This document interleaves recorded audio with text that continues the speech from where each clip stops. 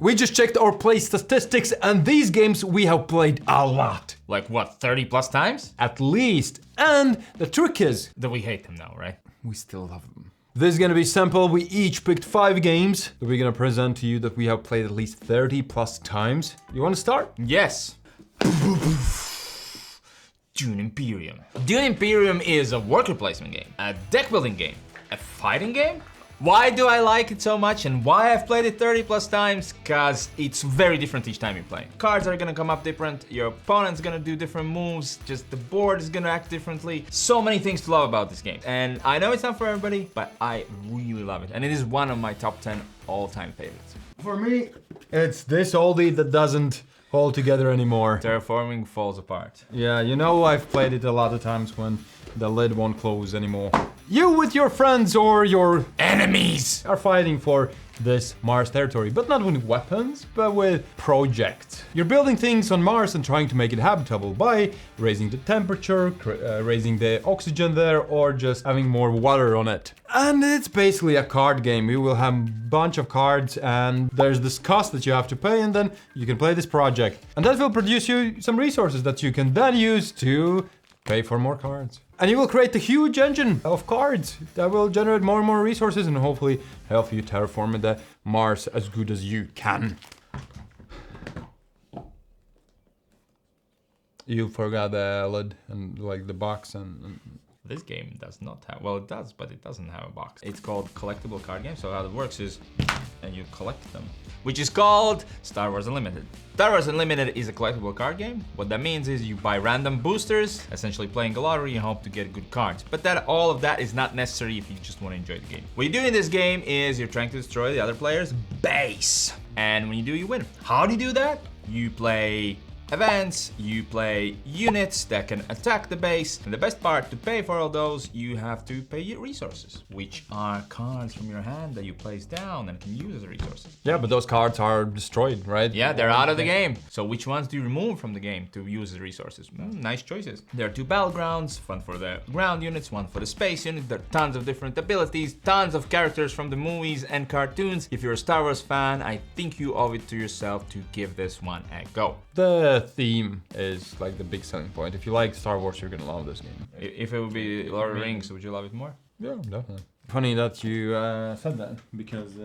Was it funny? After all of these years of making videos, I finally said something funny? No. This one follows through the story, but not very closely. Yes and no. What were those? Cycles? And each cycle is like a story. And some of those are closer to the movies and book events, and some of them are fully invented new stuff. What you do, this is a cooperative game that you go through these cycles or stories, and each of you will play heroes. You pick your team of 3 heroes and then customly build their decks based on these cards, and then tons and tons and tons of million more cards. And it's also a card collecting game, which means that you buy sets. Yes, but in this game you buy already predefined sets. No, which means this is no lottery, you actually know what you're buying. And then you can take all of the cards that you have and build your own custom deck, and then go into those adventures and check, did you build a good deck or not? Going into the adventure, losing, and then deciding what can I improve in my deck and changing it. That's a great part. I always felt excited. I change things like, now we're gonna do great. Now it's gonna work. And then it doesn't, and then I sold it to you. All right. Quacks of Quedlinburg is my most played game as well. In this game, you're steering your little pot, big pot, and throwing ingredients into it, trying to make it bigger and bigger. And each time you place an ingredient, you're gonna move the next ingredient as many spaces as the value of it. And the farther you get, the more points you're gonna get, the more money you're gonna get to buy new ingredients. So why would you ever stop pulling ingredients out of the bag? Because if you get really greedy and pull out too many of these white tokens, you might explode. Which means you will either score points or be able to buy new tokens at the end of the round, because usually you can do both. But if you explode and got too greedy, sucks to be you. Well, that's all you do. At the end of the round, you're gonna buy some more new ingredients and score points, and then move on to the next round. And you do this a couple of rounds, and then who has the most points to the last round wins. Super easy. Yeah. I've played this with as young as 4 and as old as 50-year-olds. Works for the whole family, and it's just so easy to get to the table. So for me, is the crew. This is a cooperative game where all of you will have a bunch of cards in your hand, and you will have to play them in the correct order to win. If you play it incorrectly, you're gonna lose. And the problem is you kind of cannot communicate, so every single person themselves have to figure out what's the best move.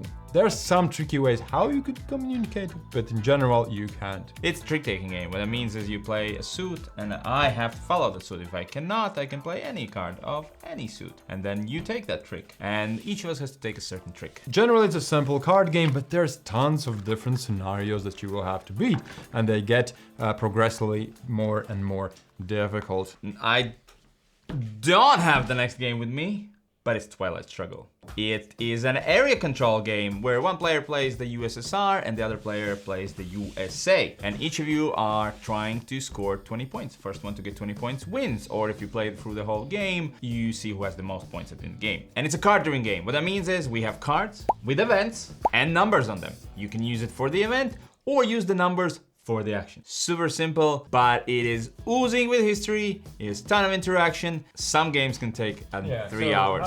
So next one for me is a classic.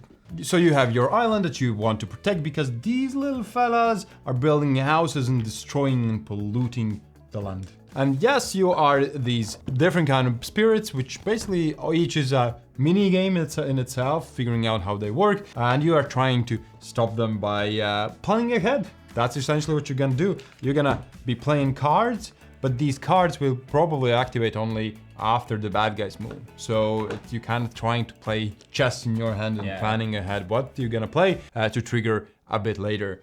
And that's the whole game. You try to get rid of them as quickly as possible before they pollute the whole island. And it's a cooperative game, so it's best if you work together to defeat these baddies.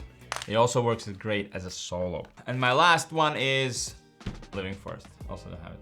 But it is a deck building game where you're trying to achieve one of 3 goals to win the game. And it's a unique deck building game in that way that you can draw as many cards you want. Just keep on drawing. Well, you'll have to stop if you draw 2 cards with the dark symbol. And then you will only get 1 action. And it is great, it looks great, and I've played it a ton, so I really still like it and would always play it. Maybe not with 4 players, but with 2 and 3, I gladly. So, Living Forest, the gamer version of Quacks of Clan. Sounds right. 1! There was a surprise.